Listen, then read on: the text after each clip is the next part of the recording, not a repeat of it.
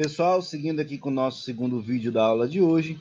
Então, pessoal, um mapa de risco, ele é muito básico, muito simples de se compreender. Ele nada mais é do que um mapa, do que uma descrição dos ambientes de um determinado local. Por exemplo, aqui nós temos o Habib's, tá? Nós temos a planta baixa desse local, na qual, bem aqui você tem a entrada, aqui tem as mesas, aqui tem um salão de festas, tá? Aqui tem a copa, aqui tem um banheiro. Então, nada mais é do que uma descrição, um mapeamento dos locais deste restaurante, tá? E aí, pessoal, no mapa de risco, eu vou indicar por meio de círculos de diferentes tamanhos os riscos, sendo que a cor desses círculos vão determinar quais são os riscos. Por exemplo, bem aqui no banheiro, eu tenho círculos pequenos marrons. O que isso quer dizer? Se eu tenho um círculo marrom, eu tenho um risco biológico. E bem aqui nesse mapa, está sendo descrito, ó, risco biológico, o tamanho do círculo é pequeno, tá? E quais são os riscos que foram identificados na inspeção de segurança pela CIPA? Bactérias no lixo e a parte sanitária, tá? Então, essa parte de micro-organismo, um risco biológico, tá? No caso aqui, por exemplo, perto aqui do forno, já na cozinha, eu tenho, por exemplo, aqui um risco vermelho. Quais são os riscos vermelhos aqui, ó? Desengordurante utilizado na limpeza de forno, chapa e fritadeira. Nesse caso, o desengordurante ele é um produto químico. Então, nesse caso, se eu tenho um produto químico, uma substância, eu tenho um risco químico, tá? Por exemplo, aqui eu tenho também um círculo azul. Se ele é um círculo azul, ele é um risco de acidente. Se é um risco de acidente, foi identificado que os riscos de acidente são as quedas, que podem acontecer, né, tanto na cozinha quanto no salão, pelos frequentadores.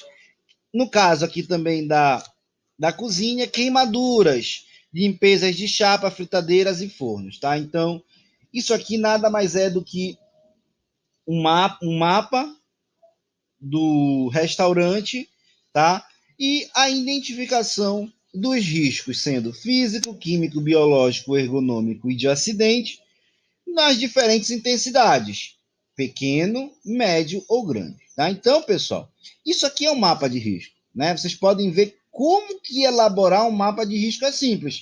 Se você tiver a inspeção de segurança, se você realizar direitinho, você pode tranquilamente fazer um mapa de risco. Você faz a planta, você faz um desenho, tá, do empreendimento, e aí você vai descrever quais são os riscos que vão ter nesse ambiente. Lembrando que o mapa de risco ele é um documento obrigatório, tá, que deve estar aí visível para todos os trabalhadores, tá? Então, a diferença nos círculos, tá, que eu falei de círculo médio, pequeno e grande, é no diâmetro, que caracteriza a intensidade, devendo obedecer o seguinte critério. Então, pessoal, isso aqui é muito simples. Ó. O diâmetro do círculo, que representa o risco grave, deve ser o dobro do tamanho do diâmetro do círculo que representa o risco médio. Por sua vez, deve ter o dobro do diâmetro do círculo que representa o risco médio, tá? Por exemplo, se eu tenho, pessoal,